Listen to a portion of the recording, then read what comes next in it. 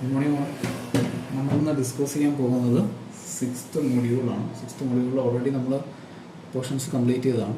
ഇനിയിപ്പോൾ സിക്സ്ത് മൊഡ്യൂളിൽ നമുക്ക് നോക്കാനുള്ളത് സിക്സ്ത് മൊഡ്യൂളിൻ്റെ എല്ലാ ടോപ്പിക്സിനെയും പറ്റിയാണ്. അപ്പോൾ ഇപ്പോൾ ഓൾറെഡി ഉള്ള ഏതൊക്കെയാണ് അതിൻ്റെ topics? First one back tracking. Second one branch and bound. Third one introduction to complexity theory. Complexity theory എന്ന് പറഞ്ഞാൽ ഓരോ കോംപ്ലക്സിറ്റിയുടെ എങ്ങനെയാണ് അതിൻ്റെ ഓരോ കോംപ്ലക്സിറ്റി എങ്ങനെ കാൽക്കുലേറ്റ് ചെയ്യേണ്ടതെന്ന് ഡിഫറെൻറ്റ് ടൈപ്സ് ഓഫ് കോംപ്ലക്സിറ്റിയും കാര്യങ്ങളൊക്കെയാണ് കോംപ്ലക്സിറ്റി ഇൻട്രൊഡക്ഷൻ ടു കോംപ്ലക്സിറ്റി വരുന്നത്. First one is back tracking. Back tracking എന്ന് പറയുന്നത് ബാക്ക് ട്രാക്കിംഗ് എന്ന് പറഞ്ഞാൽ ഒരു സ്ട്രാറ്റജിയാണ് ഇൻ വിച്ച് നമ്മൾ ബാക്കിലേക്ക് ട്രാക്ക് ചെയ്ത് പോവുകയാണ്. നമ്മൾ പണ്ട് ആമയും മൊയിലും കളിക്കുന്ന പോലെ നമ്മളൊരു സൊല്യൂഷൻ കണ്ടുപിടിച്ച് അടുത്ത സൊല്യൂഷൻ കണ്ടുപിടിച്ച് ഒരു ട്രീ സ്ട്രക്ചർ പോലെ ഫ്രണ്ടിലേക്ക് പോവുകയാണെങ്കിൽ എവിടെയെങ്കിലും വെച്ച് അത് ഒരു സക്സസ്ഫുൾ ആയിട്ടുള്ള ഒരു സൊല്യൂഷനിലേക്ക് എത്തില്ല എന്ന് തോന്നിക്കഴിഞ്ഞാൽ എവിടെ വെച്ചാണ് നമ്മൾ ഡിസിഷൻ എടുത്തത് ആ ഡിസിഷൻ തൊട്ട് മുന്നിലേക്ക് എടുക്കും. അങ്ങനെ ബാക്ക് ട്രാക്ക് ചെയ്ത് പുറകിലേക്ക് വന്ന് പിന്നെ വേറെ പോസിബിലിറ്റി വഴികൾ നോക്കും. അതാണ് ബാക്ക് ട്രാക്കിംഗ് എന്ന് പറയുന്നത്. ഓക്കെ, അപ്പോൾ ബാക്ക് ട്രാക്കിംഗ് നമുക്ക് മുടികൊണ്ടതുള്ളത്. What do you mean by backtracking? For searching for a set of solutions in which we ask for an optimal solution satisfying some constraints. അതിൻ്റെ അത് രണ്ട് ടൈപ്പ് ഓഫ് കൺസ്ട്രെയിൻസ് ആണുള്ളത്. ഒന്ന് explicit കൺസ്ട്രെയിനും implicit കൺസ്ട്രെയിൻസും. Explicit constraints എന്ന് പറഞ്ഞു കഴിഞ്ഞാൽ which takes on values only from a given set. ഒരു given സെറ്റിൻ്റെ അകത്തുള്ള വാല്യൂസ് വെച്ചിട്ട് നമ്മൾ constraints, for example x of i should be greater than or equal to 0. അങ്ങനെയാണെങ്കിൽ എന്തായിരിക്കും എക്സ് ഓഫ് ഐയുടെ value? All non negative real numbers. വേറൊരു constraint x of i should be equal to 0 or 1 എന്ന് പറഞ്ഞു കഴിഞ്ഞാൽ എന്തായിരിക്കും സൊല്യൂഷൻ എന്ന് പറഞ്ഞു കഴിഞ്ഞാൽ എക്സ് ഓഫ് ഐയുടെ വാല്യൂ 0 അല്ലെങ്കിൽ 1. അങ്ങനെ ഇതാണ് എക്സ്പ്ലിസിറ്റ് കൺസ്ട്രെയിൻസ് പറഞ്ഞു കഴിഞ്ഞാൽ. ഇനിയുള്ളത് ഇംപ്ലിസിറ്റ് കൺസ്ട്രെയിൻസ് പറഞ്ഞു കഴിഞ്ഞാൽ rules that determine which of the tuples in the solution space I satisfy the criterion function. അതായത് ക്രൈറ്റീരിയൻ ഫംഗ്ഷനെ സാറ്റിസ്ഫൈ ചെയ്യുന്ന കാര്യം, അതാണ് ഇംപ്ലിസിറ്റ് കൺസ്ട്രെയിൻസ് എന്ന് പറയുന്നത്. ഇനി നമുക്ക് ഈ നമ്മളിപ്പോൾ പറഞ്ഞ ഈ ബാക്ക് ട്രാക്കിങ്ങിൻ്റെ ഒരു എക്സാമ്പിളാണ് എൻ ക്യൂൻസ് പ്രോബ്ലം. നിങ്ങൾ ഓൾറെഡി പഠിച്ചതാണ് എന്താണ് N queens problem. For example 4 queens, അവിടെ എന്നിൻ്റെ വാല്യൂ എത്ര വേണമെങ്കിലും വരാം, 2 ആവാം, 4 ആവാം, എത്ര വേണമെങ്കിലും ആവാം. അതിലിപ്പോൾ 4 ക്യൂൻസ് പ്രോബ്ലം 4 ക്യൂൻസിന് വെക്കണം. 4 ക്യൂൻസിന് വെച്ച് കഴിയുമ്പോൾ എത്ര പ്രാവശ്യം വയ്ക്കാം? 24 പോസിബിലിറ്റീസിൽ വെക്കാൻ പറ്റും. 4 ക്യൂൻസ് കഴിഞ്ഞാൽ ദാറ്റ് ഈസ് 4 ഫാക്ടറുകൾ എടുത്താൽ മതി, അങ്ങനെ പോസിബിലിറ്റീസ് വെക്കാൻ പറ്റും. അങ്ങനെ വെക്കുമ്പോൾ എന്താണ് കൺസ്ട്രെയിൻസ്? അവിടെ ഇംപ്ലിസിറ്റും ഉണ്ട് എക്സ്പ്ലിസിറ്റ് കൺസ്ട്രെയിൻസും ഉണ്ട്. എന്താണ് കൺസ്ട്രെയിൻസ് അവിടെ ഉള്ളത്? എന്താണ്? നമ്മൾ 4 ക്യൂൻസിന് വെക്കണം, പക്ഷേ ഒരു ക്യൂൻ വേറൊരു ക്യൂവിൻ്റെ സെയിം റോയിലോ സെയിം കോളത്തിലോ ഉണ്ടാവാൻ പാടില്ല. എക്സ്പ്ലിസിറ്റ് കൺസ്ട്രെയിൻസ് പറഞ്ഞു കഴിഞ്ഞാൽ എന്തായിരിക്കും? ഇംപ്ലിസിറ്റ് കൺസ്ട്രെയിൻസ് പറഞ്ഞാൽ no two xi can be same or no two queues can be in the same diagonal. ഡയഗണലിൻ്റെ കാര്യം പറയുന്നതാണ് ഇംപ്ലിസിറ്റ് കൺസ്ട്രെയിനും, ബാക്കി രണ്ടെണ്ണോ എക്സ്പ്ലിസിറ്റ് കൺസ്ട്രെയിൻസും ആണ്. അതായത് സെയിം റോയിലും സെയിം കോളത്തിലും വെക്കാൻ പാടില്ല എന്നുള്ളത് എക്സ്പ്ലിസിറ്റ് കൺസ്ട്രെയിനും, സെയിം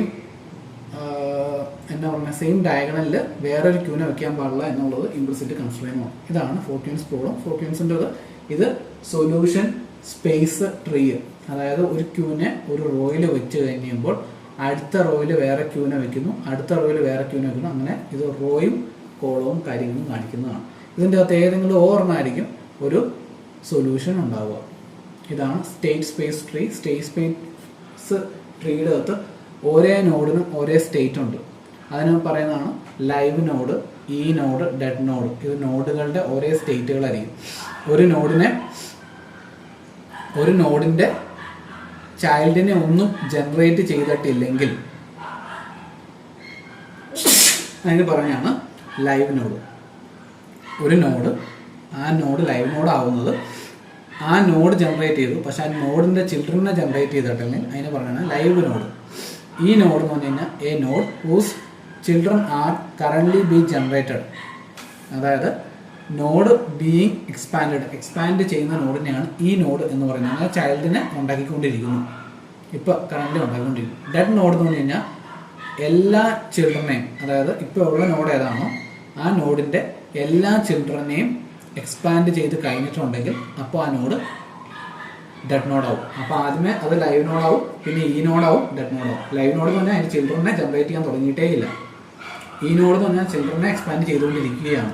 ഡെഡ് നോഡ് എന്ന് പറഞ്ഞു കഴിഞ്ഞാൽ അതിൻ്റെ ചിൽഡ്രനെ എല്ലാം എക്സ്പാൻഡ് ചെയ്ത് കഴിഞ്ഞു.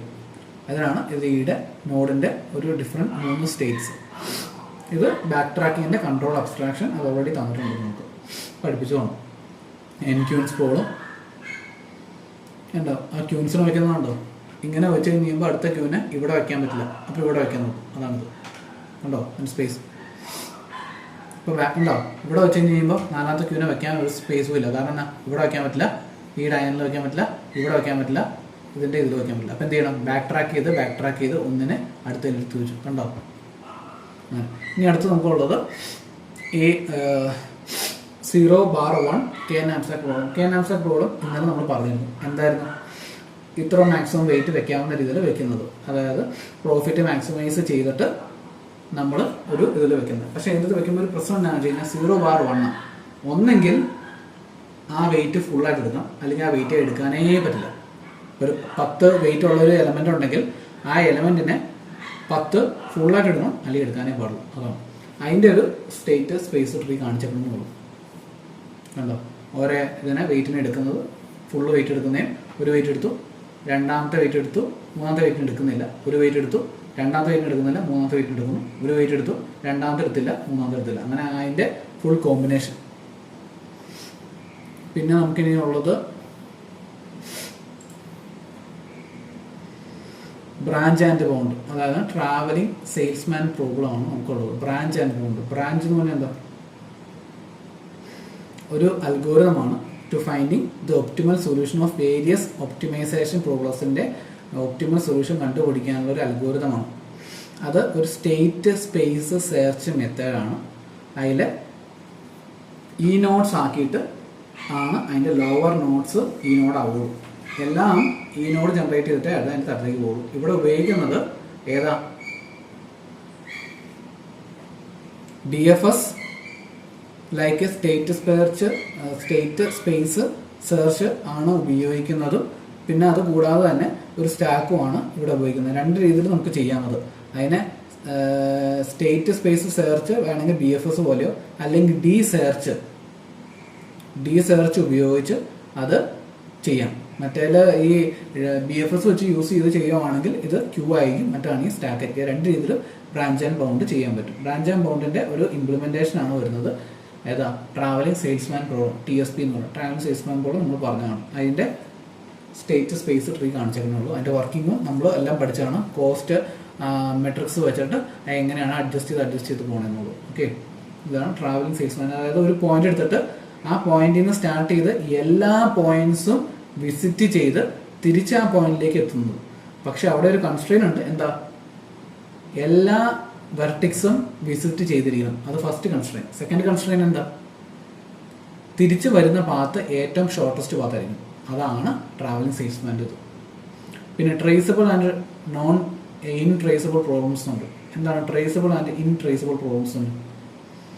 ചില പ്രോബ്ലംസ് അല്ലെങ്കിൽ ചില അൽഗോറിതംസ് നമുക്ക് പെട്ടെന്ന് ട്രേസ് ചെയ്യാൻ പറ്റും, ചിലത് ചെയ്യാൻ പറ്റില്ല. അപ്പോൾ എന്ന് വെച്ച് കഴിഞ്ഞാൽ ചില പ്രോബ്ലംസ് അതിനെ ട്രേസ് ചെയ്യാൻ പറ്റുന്ന പ്രോബ്ലംസിന് ട്രേസ് ചെയ്യാൻ പറ്റാത്തതിന് ഇൻട്രേസബിൾ പ്രോബ്ലംസ് എന്നാണ് പറയുന്നത്. ഇനി നമ്മൾ പോകുന്നത് മറ്റേ കോംപ്ലക്സിറ്റി, അതായത് ഇൻട്രൊഡക്ഷൻ ടു കോംപ്ലക്സിറ്റി തിയറിയാണ്. അപ്പോൾ കോംപ്ലക്സിറ്റി തിയറിയിലേക്കാണ് പോകുന്നത്. ഓക്കെ, അപ്പോൾ കോംപ്ലക്സിറ്റി തിയറിയിൽ പോയി കഴിയുമ്പോൾ കോംപ്ലക്സിറ്റി തിയറിയിൽ എന്തൊക്കെയാണ് ഉള്ളത്? ട്രേസബിൾ, ഇൻട്രേസബിൾ പ്രോബ്ലംസ് ഉണ്ട്. പിന്നെ എന്താ ഉള്ളത്? NP class, polynomial time reduction, പിന്നെ NP and NP class, NP complete classes, ഇതൊക്കെയാണ് ഉള്ളത് അതിൻ്റെ. അപ്പോൾ നമ്മൾ കോംപ്ലക്സിറ്റീനെ എങ്ങനെയൊക്കെ നമുക്ക് ട്രേസ് ചെയ്യാൻ പറ്റും എന്ന കാര്യങ്ങളാണ്. ട്രേസബിളും നോൺ ട്രേസബിൾ പ്രോബ്ലംസും ഇതാണ്. പിന്നെയുള്ളത് പി ഉണ്ട്, NP ക്ലാസ് ഉണ്ട്. പി എന്ന് പറഞ്ഞാൽ എന്താ? A class P consist of those problems that R solvable in polynomial time. Polynomial ടൈമിൽ സോൾവ് ചെയ്യാൻ പറ്റുന്നതിനാണ് പി ക്ലാസ് എന്ന് പറയുന്നത്. ഓക്കെ, അപ്പോൾ പി പ്രോബ്ലത്തിന്റെ എക്സാമ്പിൾ ആണ് ഈ കാണിക്കുന്നത്. പി പ്രോബ്ലത്തിന്റെ a directed graph G contains nodes. ഇത് പ്രോബ്ലം ആണ്. അപ്പോൾ പോളിനോമിയൽ ടൈംസിൽ നമുക്ക് ഡിസ് ചെയ്യുമ്പോഴാണ് പി പ്രോബ്ലംസ്. എക്സാമ്പിൾ ജസ്റ്റ് പറഞ്ഞേക്കുന്നത്. ഇനി NP ക്ലാസ് തന്നെ എന്താ? NP class consist of those problems that are verifiable in polynomial times. എന്ന് പറഞ്ഞാൽ മറ്റേ പ്രോബ്ലംസ് തന്നെ പോളിനോമിയൽ ടൈമിൽ റെപ്രസെന്റ് ചെയ്യാൻ പറ്റുന്നു. ഇത് വെരിഫൈബിൾ ഇൻ പോളിനോമിയൽ ടൈമിനെ കാണിക്കുന്നതാണ് NP ക്ലാസ് എന്ന് പറയുന്നത്. ഓക്കെ, NP ക്ലാസ് പ്രോബ്ലം ആണ് ഈ കാണിക്കുന്നത്. A click in an. Click എന്ന് പറഞ്ഞാൽ എന്താ? എ ഗ്രാഫാണ്. ഗ്രാഫിന്റെ വേറൊരു പേരാണ് ക്ലിക്ക് എന്ന് പറയുന്നത്. Click is an undirected graph is a subgraph. A click is an undirected graph is a subgraph. Undirected graph ആണ്, അത് സബ്ഗ്രാഫ് ആണ്. ക്ലിക്ക് ഒരു ഗ്രാഫിന്റെ ഒരു ചെറിയ പോർഷൻ ആണ് ഈ ക്ലിക്ക് എന്ന് പറയുന്നത്. Whereas every two nodes are connected by an edge. Okay, clay click എന്ന് പറഞ്ഞു കഴിഞ്ഞാൽ എന്താ? K നോട്ട്സ് ഉള്ള ഒരു ഗ്രാഫിനെയാണ് ക്ലേ ക്ലിക്ക് എന്ന് പറയുന്നത്. ഓക്കെ, ഇതൊരു എക്സാമ്പിൾ ജസ്റ്റ് പറഞ്ഞിട്ടുള്ളൂ. ജസ്റ്റ് ഇനി പിയും NPയും തമ്മിലുള്ള വ്യത്യാസം. പിയും NPയും തമ്മിലുള്ളത് നമ്മൾ ഓൾറെഡി പറഞ്ഞാണ്. ഇനി അടുത്ത് വരുന്ന പോളിനോമിയൽ ടൈം റെഡ്യൂസിബിലിറ്റി. അത് നമ്മുടെ എക്സാമിന് ചോദിച്ചിട്ടുള്ള കാര്യമാണ്.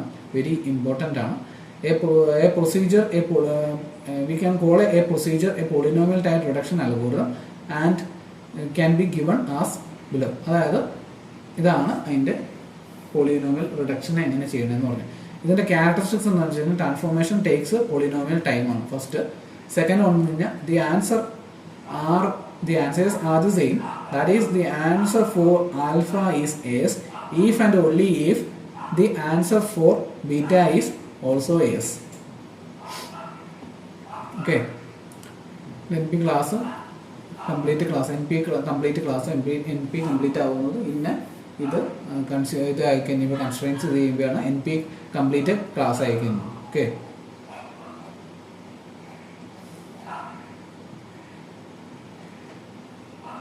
നമുക്ക് ഇത്രേ ഉള്ളൂ, മറ്റേ നമുക്ക് പഠിക്കാനുള്ളൂ കേട്ടോ. അപ്പോൾ നമ്മൾ ഏതൊക്കെ പറഞ്ഞു? 6 കൂടിയുള്ള ബാക്ക് ട്രാക്കിംഗ് പറഞ്ഞു. എന്താണ് ബാക്ക് ട്രാക്കിംഗ് എന്ന് പറഞ്ഞു? ബാക്ക് ട്രാക്കിങ്ങിന്റെ കൺട്രോൾ അബ്സ്ട്രാക്ഷൻ പറഞ്ഞു.